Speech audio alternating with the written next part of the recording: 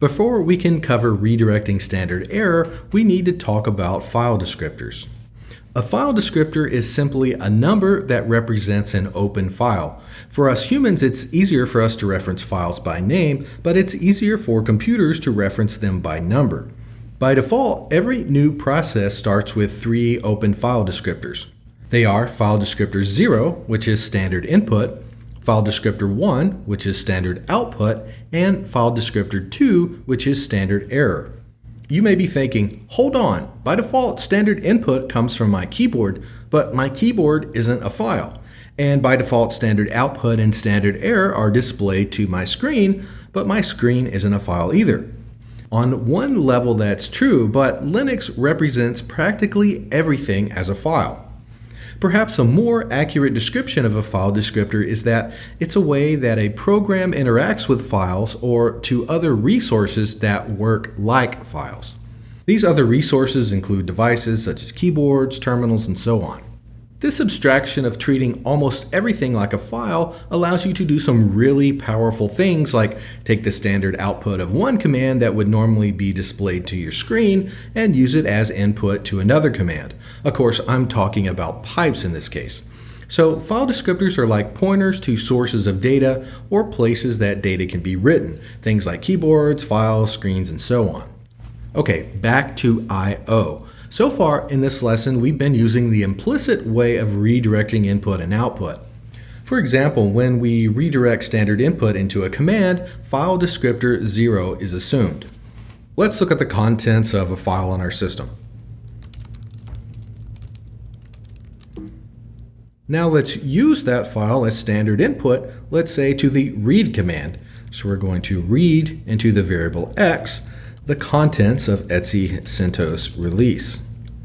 Now if we echo $x, we'll see the contents of that file. So sure enough, that input redirection worked. And that's the implicit way to do it. If you want to be explicit, specify the file descriptor number right before the redirection operator. So the previous redirection is the same thing as this. Read x 0 <, etc CentOS release, and hit enter, and if we echo x, sure enough, it does the same thing. The reason it's the same is because if you don't supply a file descriptor, then 0 is assumed for standard input. Notice that there is no space between the file descriptor 0 in this case and the redirection operator, the < sign in this case. This is very, very important. If you leave a space, then what you thought was a file descriptor number that you were specifying ends up being an argument to the command before the redirection operator. So quickly, this is wrong. Read x 0 with a space when you intend to do redirection. And we should see an error. And sure enough, 0 is not a valid identifier. That is actually coming from the read command. It thinks we specified read x 0. And let's give it some bogus data here and then hit enter. And sure enough, we get the same situation. 0 is not a valid identifier. However, this is correct. Read x 0 without a space, <, sign, etc CentOS release. Now if we look at the value of x, sure enough, it's assigned to the contents of that file. Let's be explicit with standard output redirection. First, let's do this. Echo UID to the file that's called a UID. Cat the contents of that file. Sure enough, 1000, that's our UID. No big deal. So that was the implicit way. If no file descriptor is given, then file descriptor 1 is assumed when using the < symbol. The previous command is the exact same thing as this. If we specify a 1 as a file descriptor right before the < sign, hit enter. And if we look at the contents of that file, it's the same thing because those two forms of redirection are the same. Again, do not use a space when supplying a file descriptor. Let's see what happens when you do that with the echo command here. So we'll do UID and then 1 and specify a space. Now this is the wrong way to do this. I just want to make that clear. Now let's use the < symbol to the UID file. So now if we cat the contents of UID, we see we get 1000, which is what the UID variable expands to, and 1, because 1 was treated as an argument to echo. So if we do this without redirection, we'll see that that is what is displayed to our screen. By convention, normal program output is sent to standard output, while error messages are sent to standard error. When you're working at the command prompt, you may not even notice the difference because, again, by default, they are both displayed to the screen. Let's make a program generate an error. First, let's get some more information about the head command. If we read the synopsis, we see that file is in brackets, and there's also 3 periods or an ellipsis after that, which means we can supply multiple files to the head command. And here's what that looks like. We'll just do head-n1 to read the first line of the etc password file, and we'll also read the first line of the etc host file. So when we do this, head tells us which file it's displaying what lines from. It shows the etc password file, the first line from that, then it shows etc host file and the first line from that. Now let's use a file that doesn't exist. So we'll supply something, we'll name it fake file and hit enter.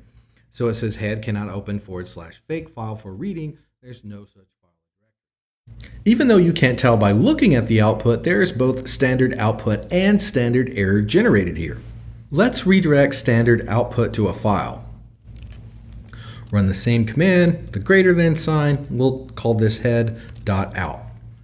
Since standard error was not redirected, it was sent to the screen, and of course that error message is that file cannot be found. And the normal standard output is saved into this file, head.out. Let's redirect standard error, and the way to do that is to specify its file descriptor of 2. So we'll use the same command, head-n1, etc password, etc host, this file that doesn't exist, and then specify a file descriptor 2 without any spaces. We'll use the greater than sign, and then give a file to redirect this standard error to. We'll just call this head.err. So now what comes to our screen is the standard output, while the standard error goes to the file. So let's look at the file. Okay, that's where the error message went. Let's go ahead and get rid of these files real quick, head.out and head.err. We can even get real fancy here and redirect standard output to one file while redirecting standard error to another. So let's do this, head-n1, etc password, etc hosts, some file that doesn't exist. We'll redirect standard output to head.out and standard error to head.err. Okay, no output was displayed to the screen. Let's look at the standard output because it's in this file, and now we can look at the standard error because it's saved in this other file. You can probably see that this could be helpful in some situations. If you were just concerned about errors that were being generated, well, you could redirect all the error messages coming from standard error into a file, for example. By the way, a pending output is probably what you would expect. Using 2 greater than signs assumes standard out, but even when you use a specific file descriptor, such as file descriptor 2 for standard error, it still appends to the file. So let's execute our command again here. What we're going to change is add another greater than symbol. So we have 2 greater than, and then a path to a file. So we'll hit enter, and let's do this again. We'll hit enter a couple of other times here, and then cat the contents of head.err. And sure enough, we have several repetitions of that error message because we repeated that file multiple times using append instead of overwrite. What if you want to send standard output and standard error to the same place? There are a couple of different ways to accomplish this. I'm going to show you the older syntax first, and then the new syntax right after that. So again, we'll just use our example command here. We're going to send the output to head.both, 2 greater than &1, and hit enter. So if I cat head.both, you're going to see the standard output and the standard error both in that one file. So why does that work? Well, first off, you understand that greater than sign head.both is redirecting standard output to the head.both file. That's still the same. A number that comes directly before a redirect operator is a file descriptor, so 2 greater than means redirect standard error. The new piece is the ampersand symbol. Normally with redirection, a file follows the redirection operator. However, if you want to use a file descriptor instead of a file name, use the ampersand symbol. So instead of redirecting standard error to a file, it is being redirected to standard input. If you were to omit the ampersand, then 1 would be treated as a file named 1. So the command you see here on your screen, head-n1, etc password, etc host fake file, greater than head.both, 2 greater than ampersand 1, sends the standard output of head to the file named head.both and appends the standard error to the standard output. Since standard error is redirected to standard output and standard output is redirected to head.both, all output will be written to head.both. I'd like to point out here that spacing is important as well. Do not use a space after the redirection operator and the ampersand. Okay, let's get rid of this file, head.both. If that seems a little confusing and hard to follow or too complicated, no problem. You're not alone. Since this is a common practice, new syntax was added to Bash to redirect both standard input and standard output. That syntax is ampersand greater than and then a path to a file. So let's do our same command here, head-n1, a couple of files that actually exist and one that doesn't. And then we're going to use this new syntax, ampersand greater than sign, and there's no spaces there, and then provide a path to a file, and that path is just going to be our current directory at head.both. That's much prettier and probably easier to understand in my opinion. And if we look at head.both, sure enough, the standard output and standard error both end up there. Again, using double greater than signs appends to the file, so let's prove that real quick. We'll just do this, add another greater than sign here, so it's ampersand greater than, hit enter, and now if we cat head.both, we'll see two sections of output because we've ran the command twice, and the second time we appended to head.both. If you think back to when you first started using pipes, you learned that a pipe takes the standard output of one command and uses it as standard input for another command. This means that standard error doesn't flow through the pipe. Let's demonstrate this. First, let's take a look at the cat man page. I want to point out this -n option that numbers all output lines. So if we go back to our head command here, without any redirection, it looks like it specifies 6 lines, etc password roots, a blank line, etc host, one that starts with a 127, and then head. So 1, 2, 3, 4, 5, 6. However, if we pipe this to cat and use the -n option, cat only counts 5 lines. You see, first, standard error is displayed to the screen because it was not passed through the pipe. The standard output of the head command was passed through the pipe as the input to the cat command. The cat command numbered each file it received as standard input. It's important to know that about pipes, that you're only getting the standard output going through the pipe. Now this could be exactly the way you want things to work when you're working with pipes, or it might not be. If you want to force all the output of a command through the pipe, then you need to append the standard error to the standard input. So one way we can do this is specify a file descriptor of 2, which is for standard error, and then redirect that into ampersand1, which represents file descriptor 1, which in turn represents standard output. So now that standard error is going to standard output, and all the standard output goes through the pipe, then cat should count all of our lines. Let's hit enter and see if that happens. Sure enough, it counts all 6 of our lines. Now there's a shorthand for this, it's pipe ampersand. So instead of supplying all this, if we supply pipe ampersand, it combines the standard error and standard output into one and then passes that through the pipe. So we get the same result. Okay, we've covered a lot here on the command line. Let's get back to our script and really do a mini recap of what we've been talking about, and let's document it in our script so we have something to look back to if we want to later. So I'm going to edit our file, and we're just going to be really repeating some of the examples above, but this time using file descriptors.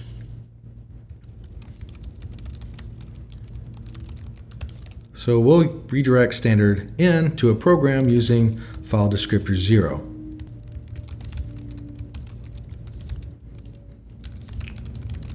We'll just display this back.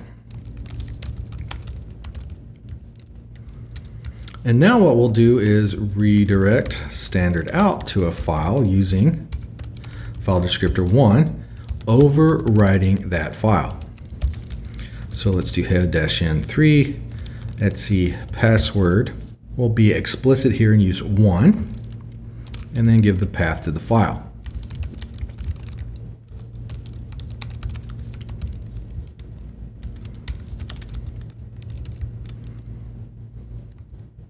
Okay, let's just stop right here and save our changes and execute our script and see what happens so far. More or less, we get a repeat of what happens at the top of the script.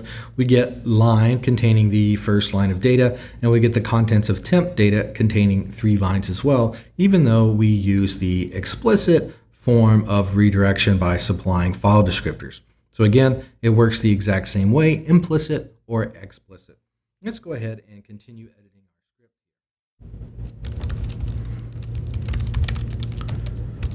By the way, standard error is abbreviated stderr.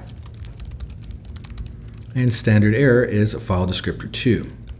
So we're going to use this error file a couple of times. Let's create a new variable as well as a new file for this. Error file, or ERR file. Let's give this temp data.err.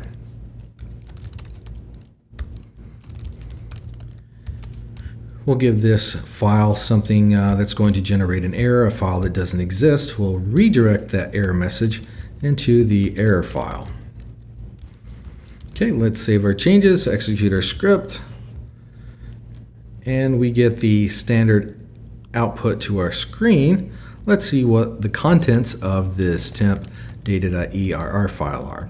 Sure enough, that's the error message that was generated by the head command that we redirected into that file. So that's doing exactly what we specified. Let's get back into our script and keep on going here. Now let's redirect the standard out and standard error to a file. We'll use our same head command here. Only this time we're going to use the new syntax, the ampersand greater than sign, and send that to a file. And now we'll just display the contents here.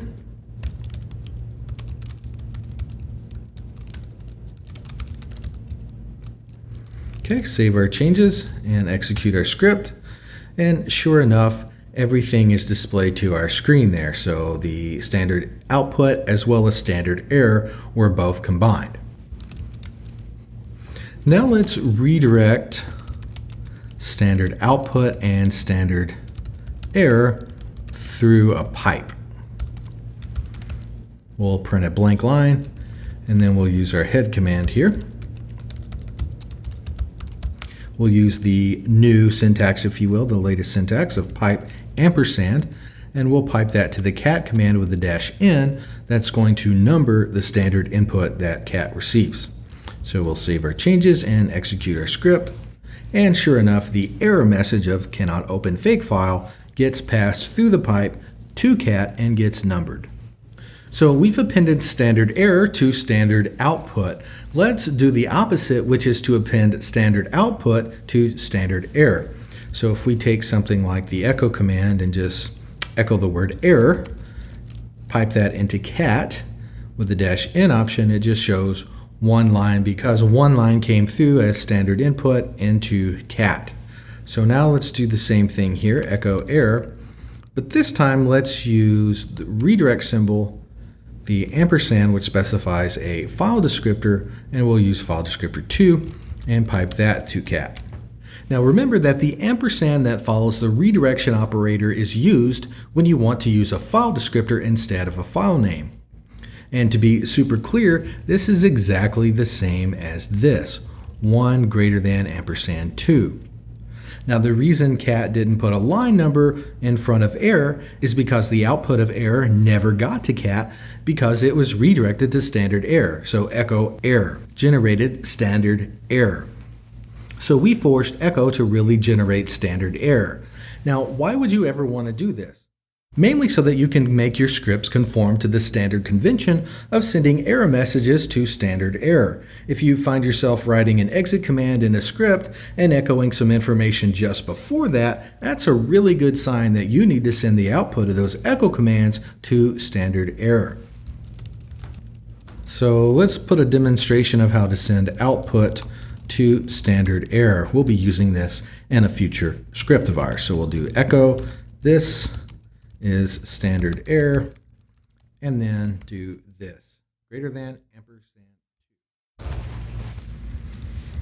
Write our changes and execute our script. Now let's execute our script and redirect standard error to a file that we'll call ERR. So now if we cat ERR, the standard error generated by our script is in that file. Before we wrap up this lesson, I want to cover the null device. The null device is a special file that throws away whatever is sent to it. Some people call this the bit bucket. So if you don't want to see output on your screen and you don't want to save that output to a file either, then redirect that output to the null device, which is located at /dev/null. So here's an example, head-n1, etc password, etc hosts, fake file. We'll just run this command to remind ourselves what this does. Now let's discard the standard output.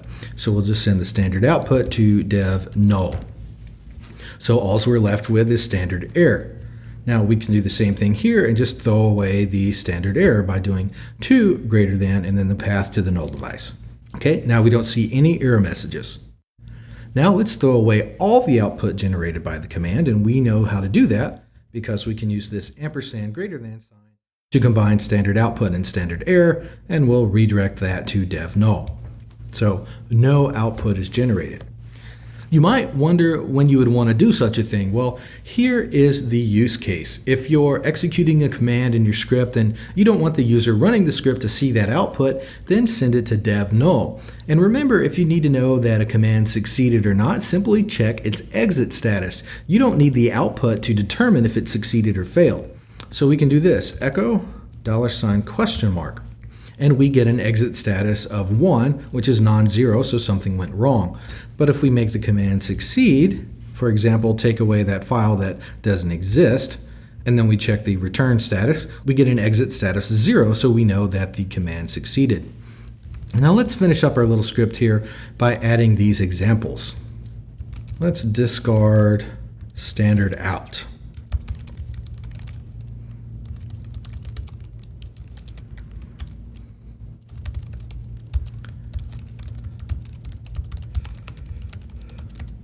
And then let's discard standard error.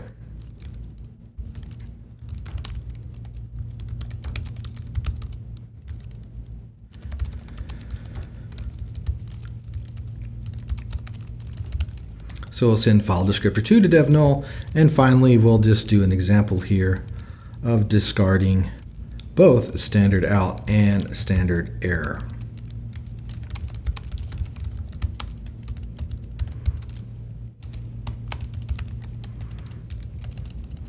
We'll put a message here too to show that we're doing that.